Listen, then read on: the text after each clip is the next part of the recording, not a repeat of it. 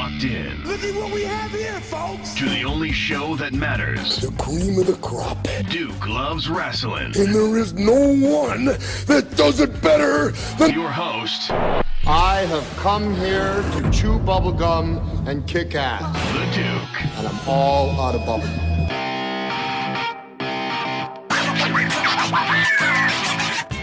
Hi, this is Earl Oliver from Sully's Vintage Wrestling. This is Raj Giri with WrestlingInc.com. This is Sean Reed, boxing writer and undercover low-key wrestling fan. And you're listening to Duke Loves Wrestling.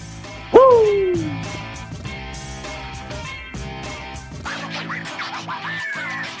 Welcome back to Duke Loves Wrestling, the show about pro wrestling and everything else. What's going on out there, folks? I know we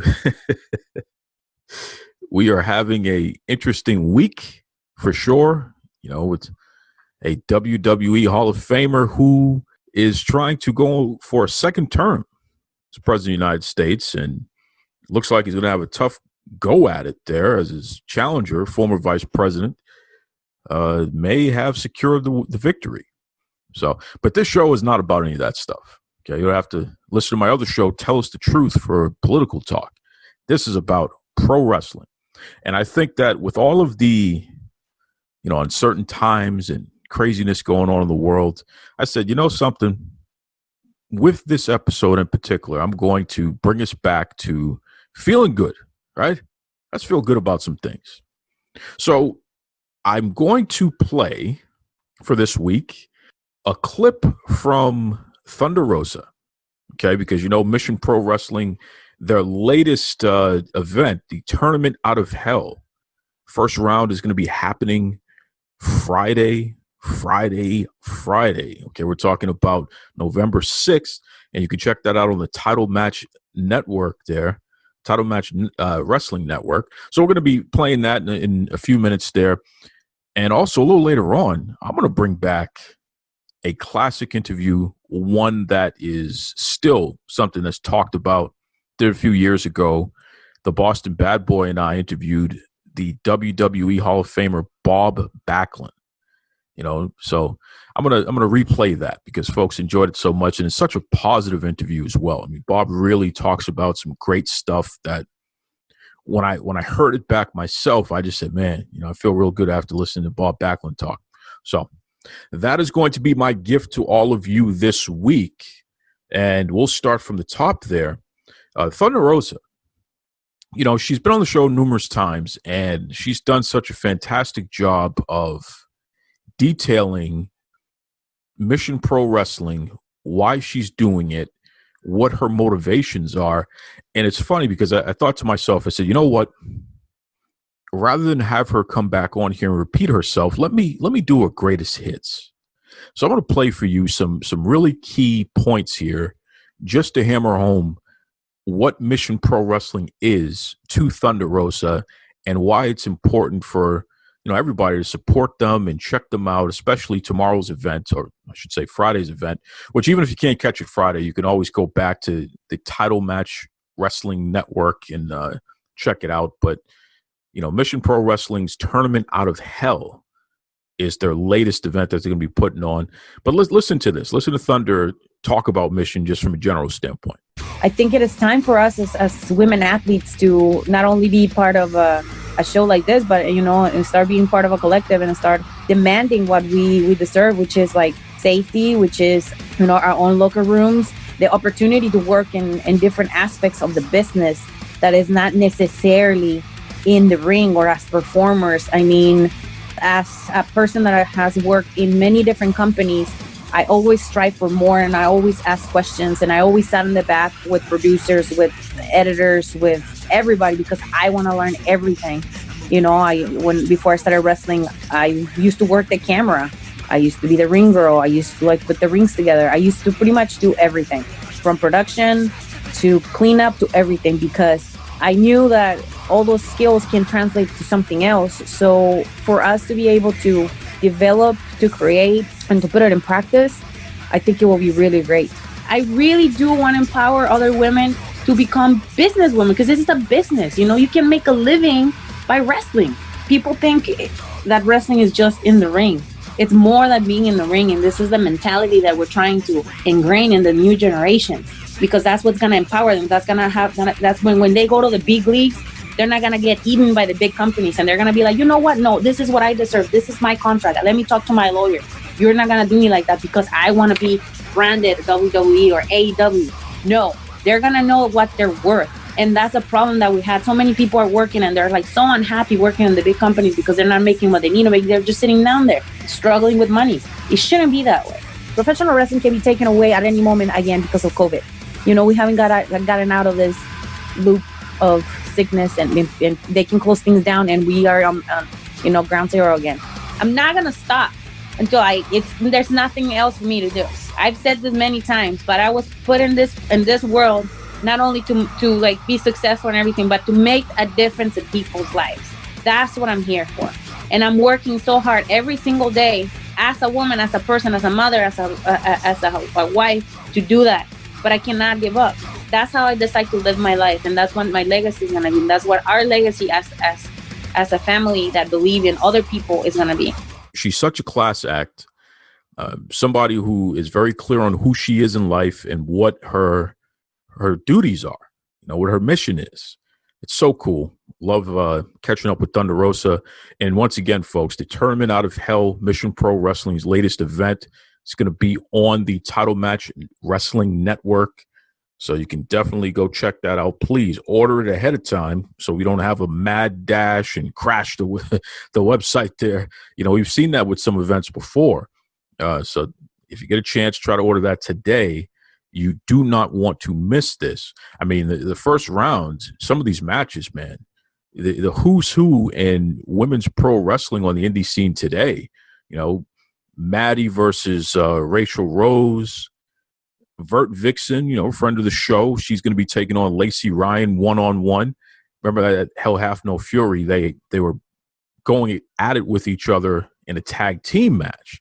Now they're going to get their hands on each other one-on-one, so that should be interesting. And also you have La Rosa Negra versus Ali Gato, which that'll be very interesting. Okay. Now the Tournament Out of Hell, the whole purpose of this is to eventually crown the Mission Pro Wrestling their first world women's champion. So this is just round one that you're checking out here. Okay. Now, that's not all it's going to be on the card. There's going to be a few other surprises and what have you. But I know that the main event is going to be Thunder Rosa taking on Ray Lynn. Okay. And this is just incredible. These ladies, they've been in wild superheroes with each other. They've wrestled all over the world and crossed paths so many times. Ray Lynn, she's a tough one. I've even seen her out there in Middle Kingdom Wrestling in China. So she loves to beat people up all over the world. And, Thunder Rosa, that's the name of her game as well. So this should be an interesting match. I think these ladies are going to tear the house down with each other here. So once again, Thunder Rosa versus Ray Lynn. This is all part of the Tournament Out of Hell, although that's a non-tournament match. That's just its own special attraction match there. But Mission Pro Wrestling Friday, November 6th. It's streaming live on the Title Match Wrestling Network. Now, I know that there was availability for folks to watch it live. I'm not sure if there are any tickets left there, but you can definitely, check out Mission Pro Wrestling's website or check them out on Facebook or Twitter, get more information about that. I'm going to be streaming it at home. The beer is cheaper there, but I can't wait to check it out, especially for this match with Thunder Rosa versus Ray Lynn. But I'm interested in the Tournament Out of Hell. My prediction is it's going to be Vert Vixen and La Rosa Negra in the finals. I think the two of them are going to find a way to meet up with each other.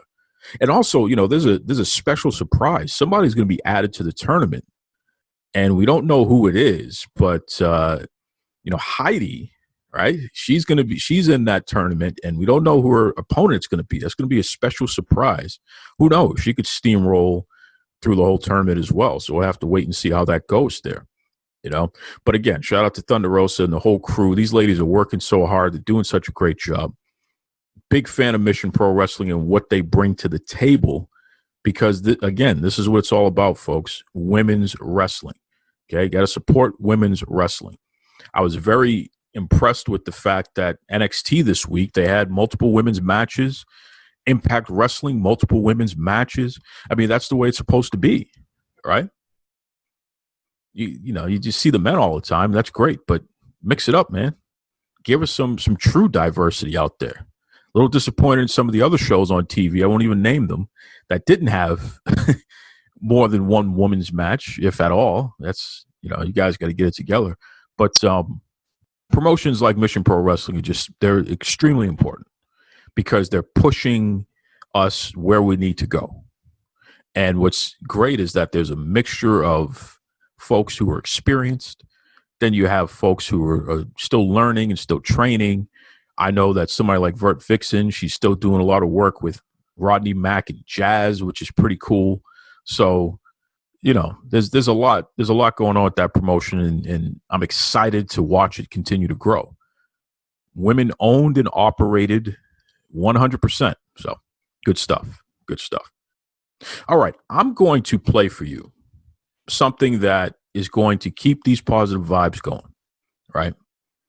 We are talking about an interview that the Boston Bad Boy and I did with WWE Hall of Famer Bob Backlund.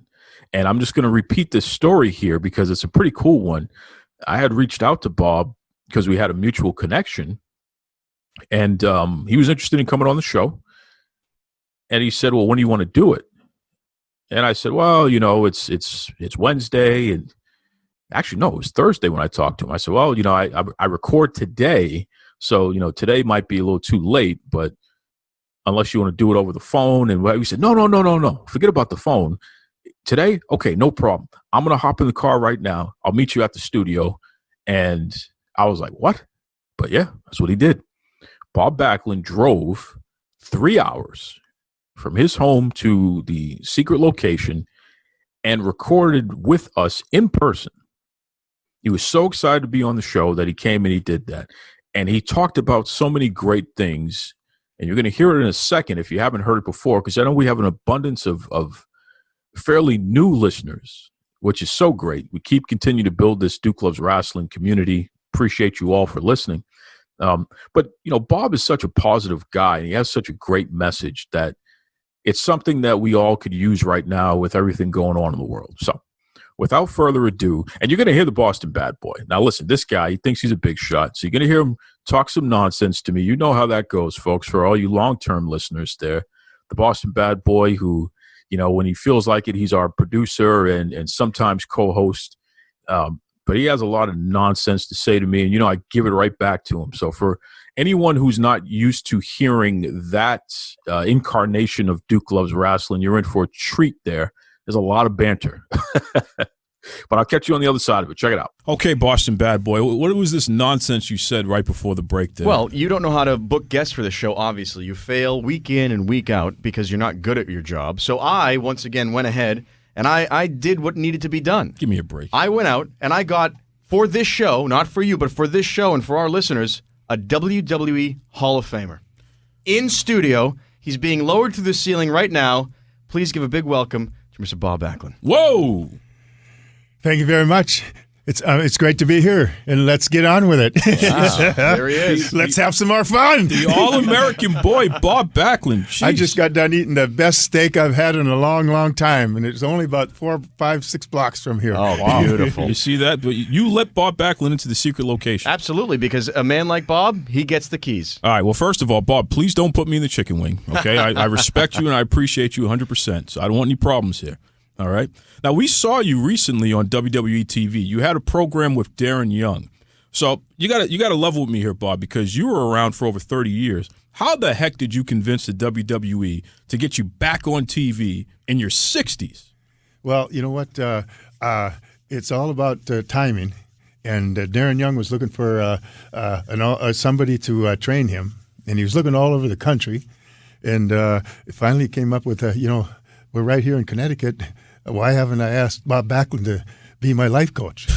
And he came and asked me if I would mind being his life coach. And I said, sure would. You're a great man, and you're good for the business. And he went to Vince, and that's history. Unbelievable. And it's funny too, Bob, because you were inducted into the WWE Hall of Fame in 2013, which was long overdue. I mean, here's a guy that you've wrestled all over the world. You've wrestled everybody. In fact, you chronicle your career in your latest book, Backlund, From All-American Boy to Professional Wrestling's World Champion. So let us know about this book that you did with Rob Miller there. What can fans expect when they pick this thing up? They can expect a very good read, and they can expect to know me better than my brother does. Oh. That's how detailed it is. I suggest to a lot of the independent contractors in the wrestling business to use this book as a model for how the way the business should go and the people in it should be. It's all about wrestling. It's all about my life. And, my life, the first 15 years was a very disaster thing. I was on a fence and going to fall in the dirt and sink into it until one time I watched somebody do something that I didn't think anybody would ever be able to do. And the young man was my age. And after I saw him do that, I said, if he can do it, why can't I? Wow. And I went home, got 2 5-gallon pails, filled them up with cement, and put a pipe in between them. That's my new barbell. And my hero the year before, it was a wrestler in high school in Minnesota. He won the state tournament in his 10th grade year at 165 pounds. That's impossible. And you know what? That young man came to my high school, and he was in a tournament that we were having. And my coach said, he had this Kirk Anderson, he asked, is there anybody here that could maybe give him a little bit of a match? And my coach says, Bob Backlund's undefeated at the time. And maybe he could. When I found out, I was at 175. And they moved him up to wrestle me. And when I found out that I was going to wrestle him, I should have grabbed my mom's keys and ran out of Dodge. But you know what? After a year, I defeated my hero. And that was the spark. And that was a starting point. And that carried you for your whole career there, huh? That's still going on. Wow. What gets you into wrestling early on? What gets you in from being a kid facing some hardships to saying, wrestling is an avenue? I know you were involved in football and in collegiate wrestling, but what's the spark? It takes a certain kind of, I think, person to say wrestling's the thing that does it for me. The profession, I know I didn't watch it. My mom watched it more than I did. We couldn't leave the house until it was over, and if we were gone someplace at a big party, we'd have to go home anyway and get there before wrestling was over. But and I knew all about wrestling. Right. It was Vern Gagne and the AWA out in Minnesota. Mm-hmm. I didn't idolize it or anything like that, but I met somebody in Fargo, North Dakota in 1973 or 1971. And the guy came up and said a few words, and he asked me, did you ever think about getting in the wrestling business? That's great. And I said no. And I went out and played semi-pro football in Mundelein, Illinois for the Bears. And I was driving home, and there was people in that program that had been there for 10 years and never got any place. Sure. So I that light come to head in my head, the wrestling business. There you go. Because of what this gentleman said in the YMCA in Fargo, North Dakota in 1971. And who was that gentleman? Superstar Billy Graham. The man that you beat for the WWF World Heavyweight Championship. On February 20th of 1978. I love the lead-in. I'm standing in the middle of the ring. Yeah. And I'm looking over at my opponent. He's got muscles all over. He's got this and that. He's got charisma. He's got the belt around his waist. And I'm standing there, and I'm taking that belt home with me that night around my waist. And it's the guy that in 1972 was trying to convince me maybe to go into business. Well, I think it was right. I think we can say he was right. He had a good eye for talent. And at the time, when I was taking that from him, he was trying to talk Vince out of changing it. Vince McMahon Sr. Mm-hmm. But Vince McMahon give me his word, and he's a man of his word. Wow. Yeah, he didn't change his mind. And superstar Billy Graham was doing very well with the belt around his waist as far as house shows. Yep. But he said no. I promised him, and so Superstar didn't want to drop the belt because he was making a lot of money on the house shows. Yeah. And he didn't. He looked at me and stuff, and the All American Boy, and sure, I'm this guy, But I just respected Vince Sr. for sticking with his word. And how long did you hold the championship for? 6 years. 6 years. You hear that? Unbelievable. Yeah. 6 years, the same champion. Yeah. In a day and age when people complain about Brock Lesnar being champion for a little over a year. Well, I think the business, and please correct me if I'm wrong, we've gotten a short attention span business nowadays where they would develop talent and move them around and keep and build a character, build a following where you could have someone people enjoyed to see for 6 years instead of saying, well, we're bored already after 6 minutes. Sure.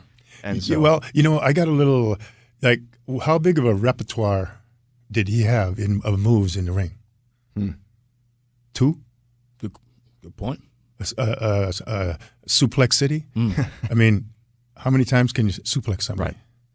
Right. But compared to maybe the All-American Boys' large repertoire of movers. Yeah, that's very interesting. We haven't really talked about that much. We've talked about gimmicks. We've talked about stuff evolving over time. But again, the repertoire of moves is something that's totally changed. You talk about the acrobatic stuff, the flippy stuff, but sort of has replaced an actual armament of moves that you can go in the ring with Bob Backlund and you're getting a show because you never had the same match twice. Exactly right. Exactly right. You never did the same match twice, Bob Backlund. No, and never. It got so they would do it over and over and over, and that's all they knew.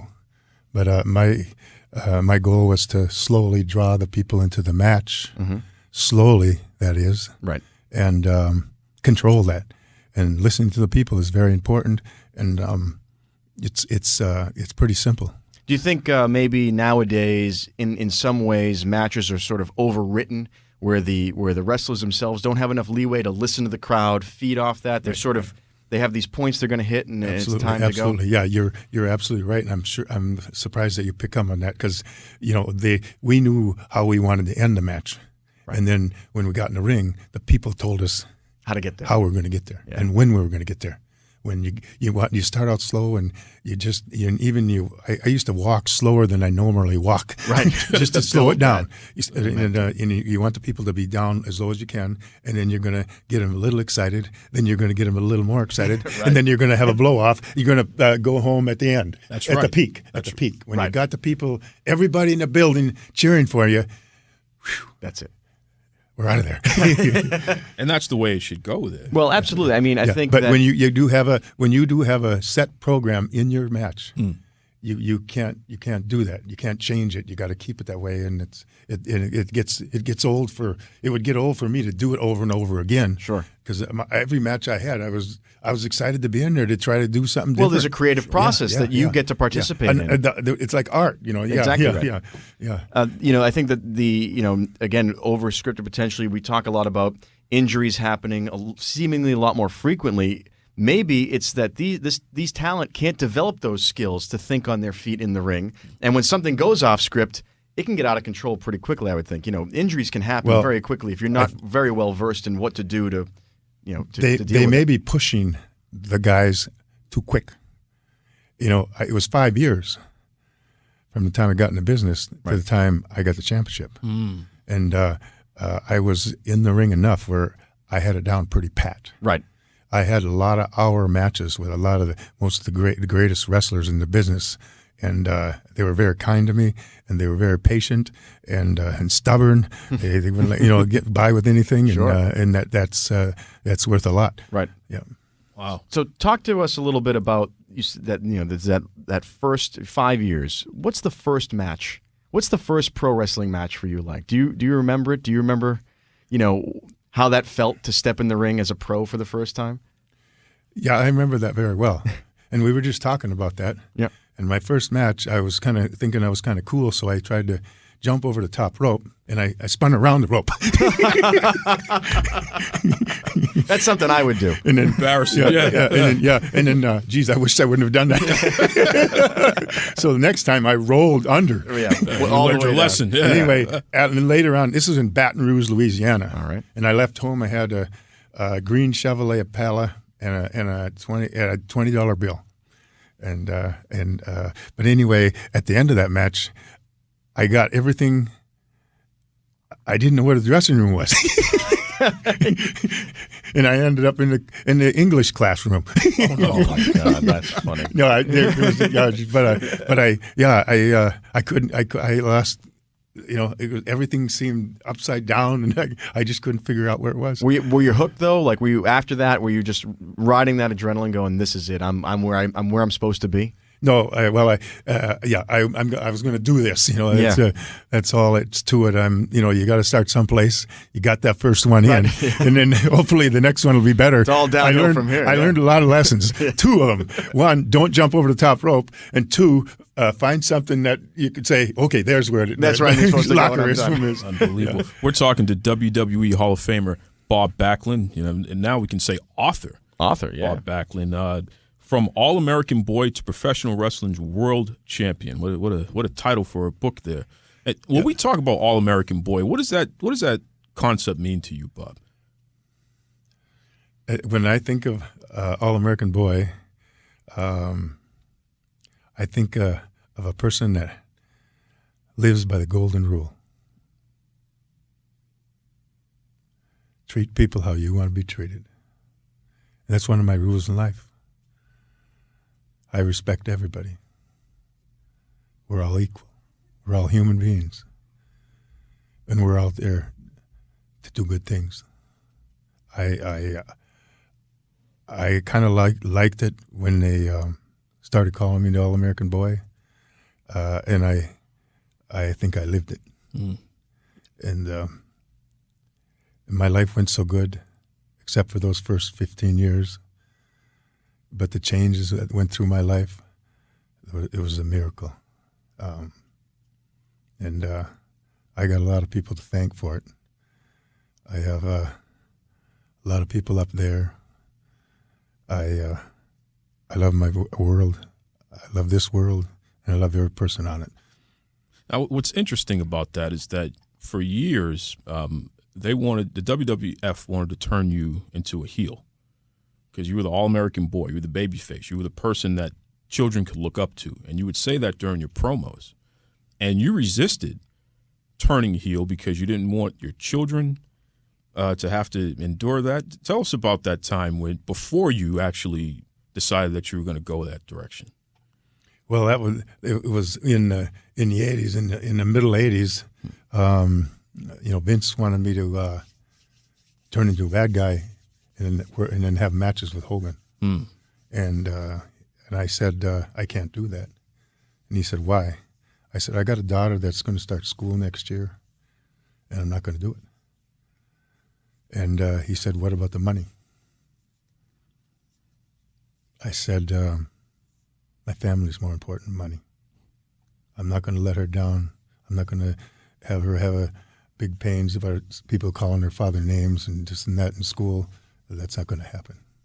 I don't care what the amount of money is. But then years later, you came back to the WWF at the time, and you had a program with Bret the Hitman Hart. Yes. And some would say that you actually turned into a heel, but you did it the Bob Backlund way. Tell us about when you came back and how you were able to continue to be Bob Backlund while at the same time evoking boos from the fans. Well, in the 80s, people were a certain way. In the 90s, they weren't in that certain way. They didn't want to hear about mom and dad and apple pie and doing the right stuff. Mm. They wanted to hear lying, cheating, and swearing. And I wasn't going to do that.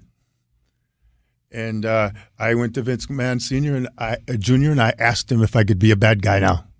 But let me be a bad guy by being good. There you go. And if you listen to my discourse, that means what I was saying. Thank you. You're talking to a couple of Latin students here. You're all right. The blank stares we gave him. You had to clarify for us. Well, I looked at it. Yeah. Anyway, I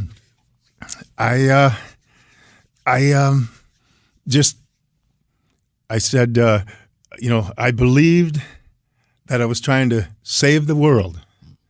And people asked me if I went crazy then. It was because I was so serious about what I was trying to do. I wanted to fix it. I wanted to get the people back to that high level of integrity and honesty and working hard, taking care of your children, and basically treating people how you want to be treated. And I thought I was going crazy too at times. But you know what? I was doing a pretty important job. I even did a thing where, you know what? You should not throw garbage out of the window of your car. You're making a mess out of our country. Yeah. You know what? Every time you go to throw garbage out the window of your car, I want you to see my face. That's great. And I'm going to say, don't do that. And they booed you for that. Yeah. And they booed you. But you know what? People need to be told. There's garbage all over. I pick up as much garbage as I can, no matter where I'm at. Wow. I just don't like it. So it's not a gimmick, this all-American boy thing. This is really who Bob Backlund is. Well, this goes to what we've talked about before on this show, and we've interviewed wrestlers before and talked about gimmicks. If a successful gimmick has to embody something within the person, you can't be something you're not. Even if you are playing a character, you have to come. It has to come from somewhere. You made a good call on it. That's 100%. Because it's we've seen wrestlers who have an inauthentic gimmick. Roman Reigns, and it doesn't ring true. It doesn't connect with the audience. It doesn't feel right. So I mean, it was very smart, I think, to say, all right, I'm going to turn heel by being even more myself than I was before. And I'm going to push it down your throat. That's right. Exactly. And people don't want it pushed down their throat. They don't want to hear about this work or that work. They, That's amazing. But I had a lot of fun to it. You know what? If I wouldn't have done that, I probably wouldn't be here today. What makes you say that, Bob? I would be too shy. I'm not going to speak in front of this microphone. I'm too embarrassed. Right. I wouldn't do it. I was inducted to the Hall of Fame. They wanted to write a script. I said, you can't write a script. And I walked up to the mic and I got that close to the mic, about 2 inches, and I still didn't know what I was going to say. Wow. But I get compliments on my talk to this day. People loved it. People absolutely loved it. But it was all just from my heart. Because it was you. Yeah. And that's what they loved about that speech. 2013, the WWE Hall of Fame. Of course. You know, when it comes to that part of the business, the talking part of the business, the promo part of the business, on camera when you make it to pro, how did you approach that? I mean, because not everyone's necessarily a natural talker. Everybody made a lot of fun of me in my interviews as a babyface. They said, he can't do a promo. But when I turned into a bad guy, all of a sudden it went away. It was like, whoa. It went away. Right. And there wasn't too many people that wanted to follow it. And I ran for Congress in 2000. Yeah. And all the politicians were out there, and there was a group of people out there, and they figured they'd put me on first. Sure. Because I wouldn't know what to say. And they'd come up to me and says, "Now, what are we going to do now?" Yeah. How do you follow an act like that? Yeah. I was out, me shaking hands and grabbing them and stuff and having fun with them and then, this and that and raising heck kind of sort of. And it was good. And then it got everyone was fired up. Sure. And then they said, "Oh, God, how, my God, why did you do that?" Now, I know you were trained by some of the legends in the business. And even now, training as a wrestler concentrates on the physicality, the moves, especially from a safety aspect. When you were training, was there any training towards the on-mic stuff, towards the crowd stuff, towards that? No. It was all left up to you to kind of come up with that system. You have to get used to something. Yes. Right. You have to do it yourself. Dig deep and figure out what you're going to be yes, and how you're going to present, which is amazing. And the thing that changed my ability to speak is becoming the bad guy. And I, it really fit. It opened up a whole new world for you. Yeah. Really connected with the villain there, like Duke does occasionally. But again, I didn't think that I was a bad guy though, so it was like being, You just double down. You get to really let me be bad by being good. That's great. What did your family feel about the Mr. Backlund character? My daughter was very worried. Oh no, she thought Dad lost it, huh? No, not that so much. But there's a lot of crazy people out there, and they didn't want to be agitated. Yep. And I was getting into their under their skin maybe, and she was just worried about that. And speaking of which, sir, Dick Murdoch told me to keep my family out of the business. And I kept them as far away from the business as I could. Why? Because the business destroys marriages. Wow. And I've been married for 43 years. Wow. And I love my wife more now than ever. That's great. And you've been all over the world. And I've been all over the world. And I always come home.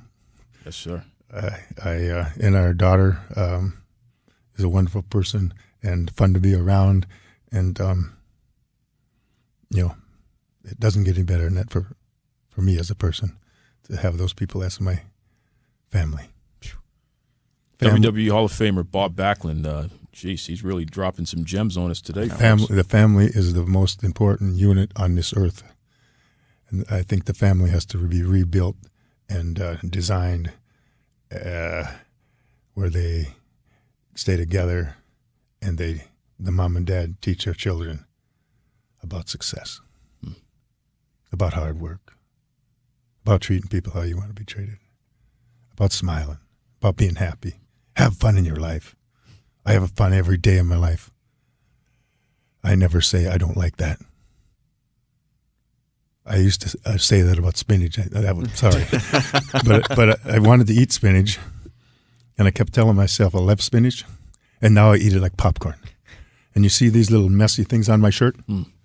I was eating spinach, and one of the little pieces got on my neck here, and it got on my white shirt, and it bled through it. And I was sort of embarrassed about you guys seeing me like that, but right. I couldn't find a place to buy another white shirt. Oh, not as crisp as that. And I didn't have time to go home and get one and come back. He's 3 times the size of us, so he's definitely been eating spinach. That's right. That's right. He's Popeye. You are the real Popeye. Yeah. I put a post in Duke's Rasslin crew to our loyal listeners here, and they have a couple of questions for you, Bob. So I'm going to fire off a few listener-submitted questions. Let me see. Here's one from Katina Rice. How did you come up with the chicken wing finishing move? The chicken wing has been in the business forever, and the crossface has been in the chicken wing forever. Chicken wing, crossface. Your arm is under his arm, and your hands are right there. I was the first one to grab my hands, having the crossface chicken wing. Having the chicken wing and the crossface together. It was just a matter of me clasping my hands. And it's a heck of a finishing move, I'll tell you. I mean, no one's getting out of that. Yeah, it can ache a little bit. Especially Mike. We're gonna. All right. That's right. Oh boy, I got to do some stretching before this. Yeah. Well, yeah. All right, so I got a question from Greg Coleman. He wants to know who you feel, Bob, is the best technical wrestler in the business today. Technical wrestler today? Yeah, in the modern, in the past couple of years, even. I don't know the background of a lot of people. Sure, but at one time I would have said the Iron Sheik was. Oh wow, he was in the Olympics in Mexico. He won a medal in the Olympics in wrestling. Sure did. And so that's the kind of guy that. He's going to probably be one of the tougher guys in the business. Now, I know for a fact that you wrestled the Sheik at the Boston Garden back in the day. Yes. And you wrestled him many times. Oh, yeah. So that guy's a character, as we all know, as he makes it known to the whole world. Yeah. What's the experience working with him? Well, I liked to work with him because we fit together. He liked wrestling, and I went after him and wrestled him, and he'd come back, and we had fun in the ring. It wasn't hard. It wasn't. One time the ring didn't show up, and they went out and got a wrestler and tournament, just a match with the wrestling team at the school. It was at a high school, and the guys didn't like it, but Sheik and I went out there and we had fun. Wow. Wow. Like that's thinking on your feet, right? Iron Sheik is one of those guys that will badmouth anybody, but he never badmouths Bob Backlund. You know those big clubs he used to have? Yeah. The Persian clubs? Yeah. You know those, Mike? Yeah. Anyway, there was one night on TV, he had those two things standing up and down, and he's challenging everybody in the United States to go out and do it. And nobody went out there. And they were hitting there. Time was passing. Yeah. I went out there, and I swung his clubs. And that's why he respects you. And he was shocked. And he jumped on me. Yeah, he did. One of the clubs went up in the air. One of the clubs went down. One hit me in the neck. And it was hard. Those things are heavy. But I did it, and he did respect that a lot. He gave me the clubs. No kidding. A couple months later, he said, "Here, have these." Look at that. I never thought anybody would be able to do that over here. Wow, that's a story you're not going to get anywhere else. I was going to say, on this show, that's a heck of a we bring the Hall of Famers in here. Got another question, dude? Yeah, we got another one here from Lenny Gross, and Lenny actually worked the Memphis territory as hitman Scott McKenzie. He said, "I know Bob made more money with the WWF, but what did he feel about working in Florida for Eddie?" Talking about the legendary Eddie Graham. Speaking of money, I might have made a lot more, but that's not too important. It's how much you save. That's right. Who cares how much you make if you don't have anything at the end of the year? Absolutely. Or if you put it up in your nose. Yep. And then you complain to somebody else, they don't have any money. That's a good point. So I no matter where I was, I came out with a profit because I saved my dollars, and again, I had fun doing it. Even in Florida for Eddie Graham there? Yes. What was Eddie Graham like as a promoter? Eddie Graham treated me very well, and he did some things. He was very close with Vince Sr., and I'm sure he was on the phone quite a few times talking about finding the All-American boy. And I think at some point he probably said, he'd be the one. Mm. And matter of fact, I'd be almost positive of that. Yeah. Well, we talked a little bit about Sheik. Who do you think and this is like the rapid fire question, who do you think in your career your favorite opponent, favorite person to work with? I loved every match I went to. I couldn't wait to get up in the morning and go on the road. And I had some people that I really liked going on the ring. One of them was Don Morocco. Oh, yes, the Rock, the original Rock. Don Morocco. Yes, sir. Yeah, he was. He had a big repertoire of moves that he could make, and he could get me in a short arm scissor, and I could pick him up with one arm, and I like to do that because there's no way that he could help you in that move. It's you're doing the work, and right. So anyway, yeah, Sergeant Slaughter, of course. Don Morocco. We had a match in Philadelphia one afternoon for an hour, and then we went to the Capitol Center, or vice versa, the Capitol Center, and we had an hour there too, in an amount of like probably 8 hours. That's amazing. Yeah. I mean, we talk about the territories and the traveling that you guys did when you're coming up. It's not the same anymore. I mean, with the consolidation of everything, it's almost as if I think personally it's a detriment to the art of wrestling, because the experience you get on the road, the people you learn from, the matches you have, those great stories they're not going to happen anymore. 30 years from now, is Roman Reigns going to tell us a cool story about doing 2 shows in an 8-hour span? It doesn't, and I think it goes back to that whole thing of having a repertoire, like these guys being able to learn and then learn by doing. They're not going to have that experience. And I think overall, you start to see some repetitive stuff. You start to see a focus on things that other than the purity of it. Mike, learning the art of wrestling can't be done in the ring. You got to do it with the ring and the people. So you have to have another wrestler in there with you, showing you what you do. You could work out in a ring, Sure, without the people forever and you'd never You're learn not getting it. better. You'll never learn it. You have to have that feeling that you got them, and you think you can get them a little more, and a little more, right?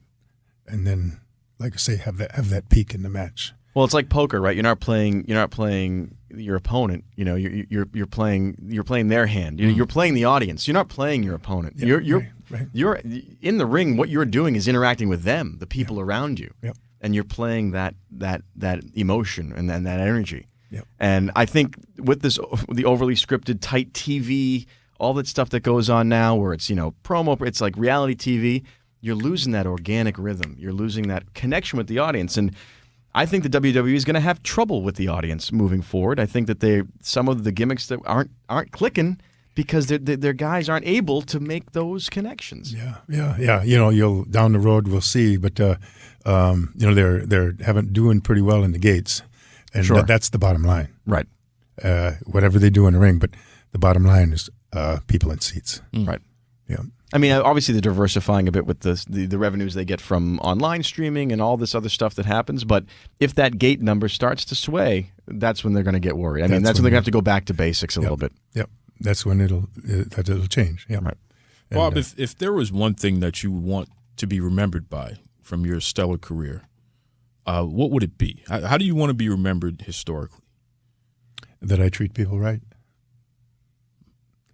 That I treat people right, and I usually told them the way it was, and just that I'm just a good person, and probably a good family man.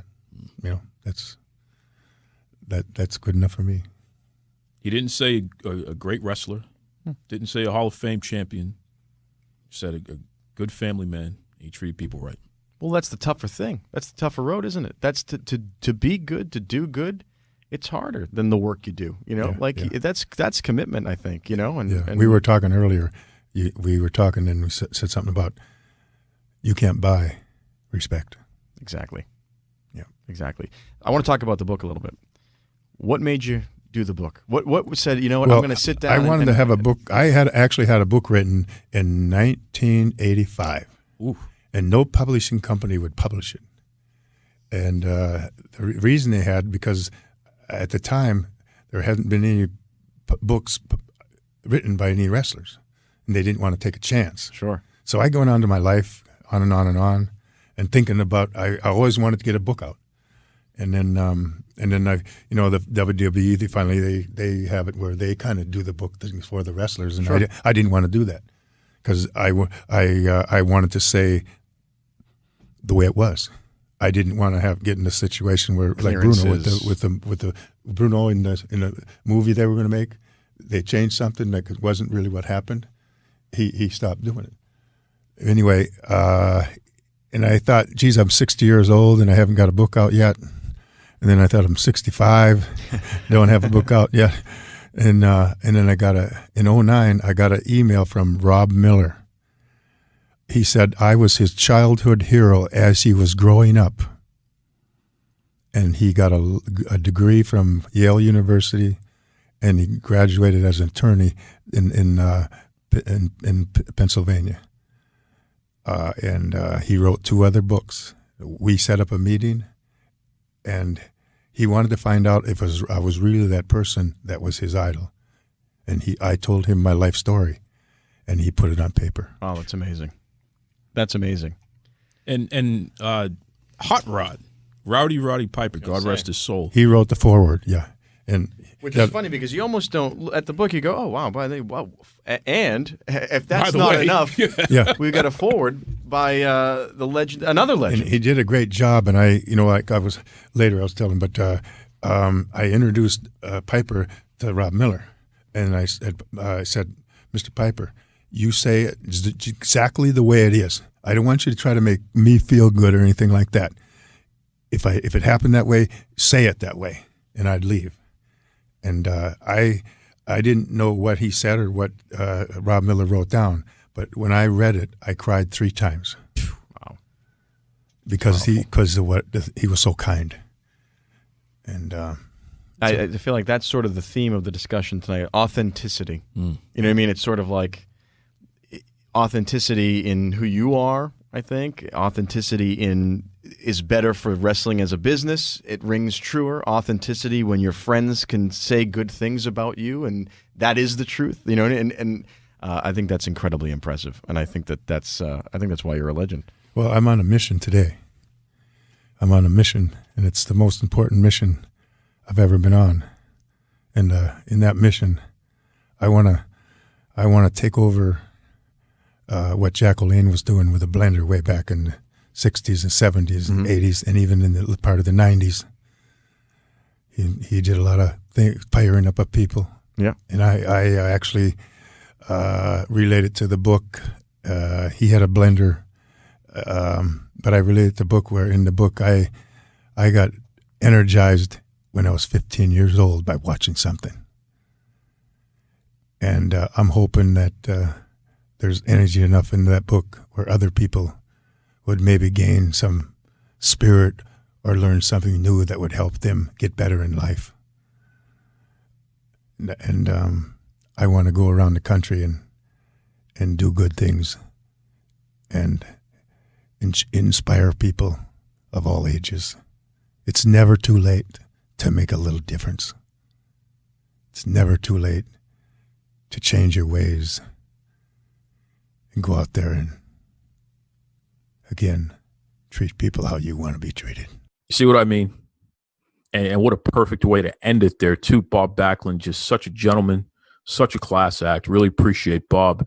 The WWE Hall of Famer, one of the greatest pro wrestlers of all time, and really a quality human being. So, good stuff there. And I want to thank Thunder Rosa once again. You know, like I said, I pulled out some of her greatest hits. She doesn't need to repeat herself. You know what it is, man. She's here on a mission, just like Bob Backlund, to help others, to bring something of quality, not only to pro wrestling, but to people's lives in general. And it's just these 2 people that I hold in high esteem and appreciate them. And to hear from them at a time in our nation where there's so much uncertainty and, you know, we got the pandemic going on and people don't know who the next president's going to be and all kinds of, it's like, you know what, sometimes it's good to hit the reset button, hear some positive words from some positive folks, and hopefully to get you on the right path going forward. You know, that's what it's all about. That's what it's all about. That's right. Okay, folks, catch me next week. As always, head over to Duke Loves Wrestling on Facebook, on Twitter. You can email me at DukeLovesWrestling at gmail.com, I should say. Send in your questions, your comments. Definitely give us a review. 5 stars would be appreciated. Give us a review on Apple Podcasts /iTunes or the iHeart Radio app or wherever you listen to the show. Now, keep those reviews coming in. They definitely mean something. They definitely matter. And until next time, be kind to yourselves and be kind to others. Take it away, Tony Schiavone. Mr. Tony Schiavone, and we're desperately out of time on Duke Loves Wrestling.